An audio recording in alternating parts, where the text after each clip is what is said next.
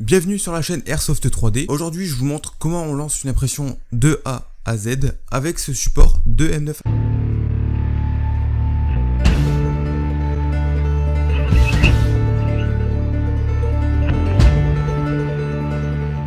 Je vais utiliser l'imprimante 3D AlphaWiz U30 qui est une imprimante assez connue maintenant. Cependant, le procédé est le même si vous avez d'autres imprimantes 3D. Je vous mets d'ailleurs le lien de cette imprimante là dans la description de la vidéo. Une fois le déballage de votre imprimante terminé, il y a quelques vérifications de base à effectuer avant l'allumage de l'imprimante. Dans un premier temps, essayez de faire basculer la tête d'impression ainsi que le plateau. Si ça bouge, il va falloir régler l'excentrique. L'excentrique, c'est en fait un écrou qu'il y a sur une ou plusieurs des roues de l'imprimante qui est collé lui-même sur le profilé aluminium de l'imprimante. Si ça bouge, il va falloir prendre la clé qui est fournie avec et régler l'excentrique. Donc l'excentrique va permettre à la roue de se rapprocher plus ou moins du profilé aluminium de l'imprimante et ça sert à stabiliser le plateau ainsi que la tête d'impression. Il y a généralement une excentrique sur la tête d'impression, mais aussi 2 ou 3 excentriques sur le plateau et une excentrique de chaque côté du montant de l'imprimante.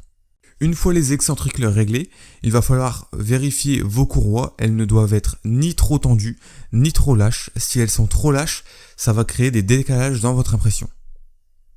Dernière étape avant l'allumage de votre imprimante, c'est vraiment très important, le voltage sur lequel est l'alimentation. Il va falloir régler le voltage sur 230V. Si vous êtes sur le 215V, croyez-moi, j'en ai flingué déjà 2 comme ça va pas le faire.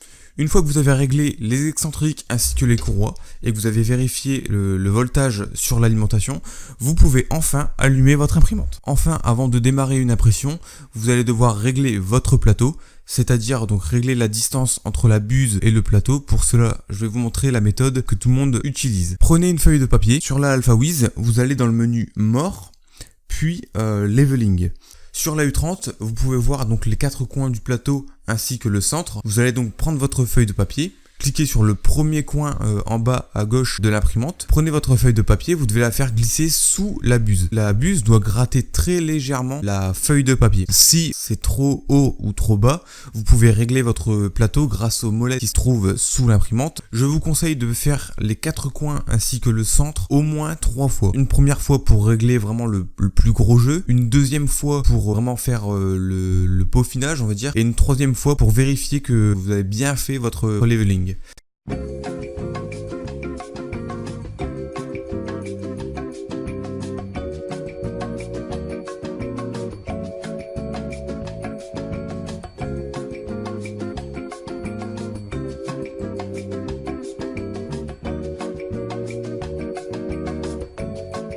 Ce qui peut se passer si votre leveling est mal fait, soit votre plateau est trop haut, et dans ce cas-là, la buse va toucher le plateau et va essayer d'imprimer, sauf que le filament ne va pas sortir, ça va créer un bouchon dans votre buse et vous allez devoir la changer. Dans l'autre cas, si votre plateau est trop bas par rapport à la buse, le filament ne va pas adhérer au plateau et votre impression ne va pas du tout accrocher dès la première couche. Une fois que vous êtes sûr que le leveling est bien fait, je vous conseille de lancer une impression à partir de la carte SD. Dedans, il y a des fichiers qui sont déjà slicés usine, donc c'est-à-dire qu'ils sont forcément bien slicés pour l'imprimante. Si votre impression est bien faite, s'il n'y a aucune erreur, dans ce cas-là, c'est que votre imprimante est bien réglée. Sinon c'est qu'il y a forcément un problème, soit au niveau des excentriques, au niveau des courroies, au niveau du plateau. Vous avez terminé votre première impression depuis la carte SD, voire même toutes les impressions de la carte SD.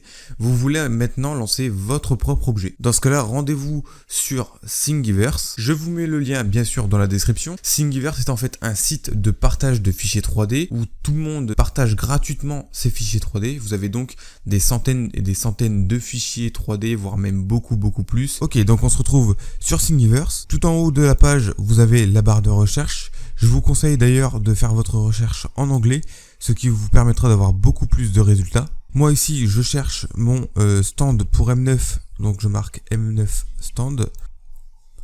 Ici, on se retrouve sur une page avec plusieurs modèles. Moi ici, j'ai choisi ce modèle-ci. Vous avez également ici dans Fichiers, tous les fichiers que vous pouvez télécharger. Vous cliquez dessus, votre fichier se télécharge ici et on se retrouve dans Ultimaker Cura pour le slicer. Ok, vous avez téléchargé la version 4.0 de Cura. Vous devez normalement avoir cette page-ci en première page.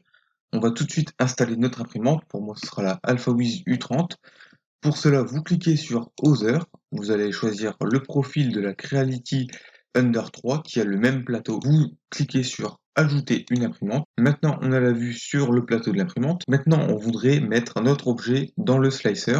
Pour slicer votre objet, vous devez aller le chercher dans le dossier. Donc vous cliquez ici, vous allez chercher votre objet à imprimer. Les bases, c'est de pouvoir bouger l'objet dans l'espace. Ici, sur la colonne de gauche, vous avez les déplacements de base. Ici, vous pouvez déplacer l'objet en X, en Y et en Z. Vous pouvez en dessous le redimensionner. Donc ici, ça va être à échelle uniforme. Vous décochez la case si vous voulez le modifier en X, Y ou en Z. Ensuite, vous pouvez le tourner d'opposition, comme ça. En haut à droite, vous avez ici les paramètres d'impression basiques qui sont recommandés pour l'imprimante.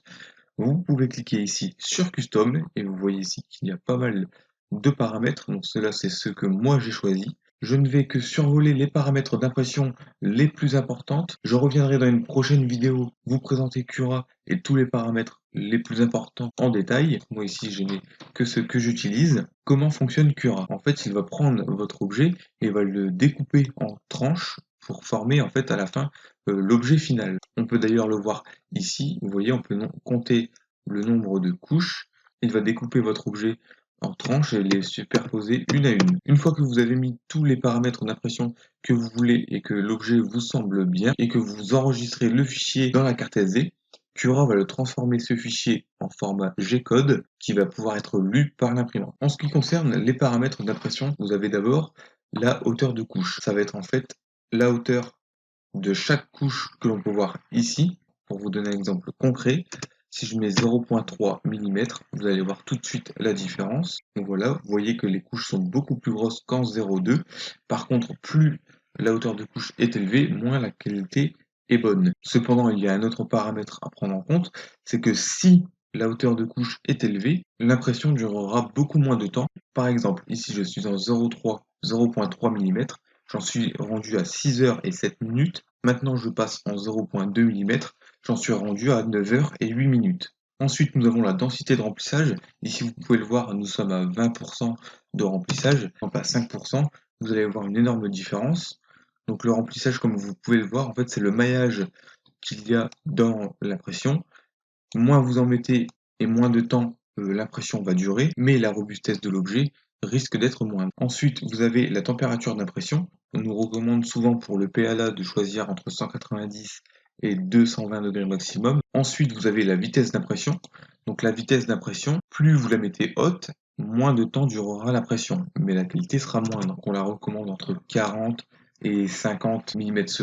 Votre impression va durer plus longtemps, mais la qualité sera meilleure. Et enfin, nous parlerons des supports. Les supports sont en fait des sortes de murs qui vont permettre en fait de supporter l'objet lorsqu'il va être imprimé dans le vide. Une fois que votre fichier vous convient, vous allez à nouveau sur Préparer et vous pouvez enregistrer votre sur la carte.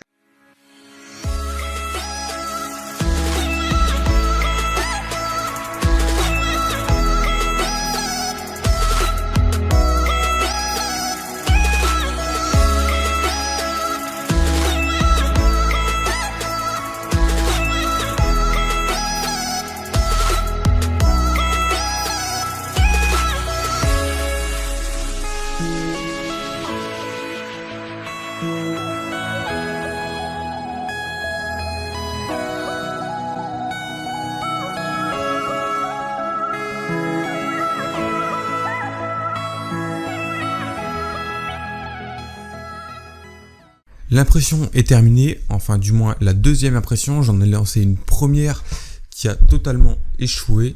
Vous voyez ici, la pièce n'est pas terminée. Comme je vous l'ai dit, si vous réglez mal vos courroies, vous avez un décalage. Et c'est exactement ce qui s'est passé ici. Je l'ai relancé et voilà. Donc j'ai mon support AM9. J'ai juste rajouté ici M9A1 sur Tinkercad. C'est un logiciel de modélisation 3D que je vous présenterai parce que c'est un logiciel que j'aime beaucoup. Il est très simple mais néanmoins fonctionnel. L'impression en soi s'est bien déroulée. Dû peut-être mettre une couche supplémentaire sur le dessus. Vous n'allez pas le voir mais moi je vois qu'il manque un tout petit peu de matière. Néanmoins je peux quand même mettre ma réplique et mon chargeur. Je vais pouvoir maintenant présenter mon PA derrière moi dans le décor. Le décor va d'ailleurs s'étoffer au fur et à mesure des vidéos. Je vous laisse avec quelques photos, quelques vidéos de ce présentoir de Beretta M9A1 et on se dit à la prochaine.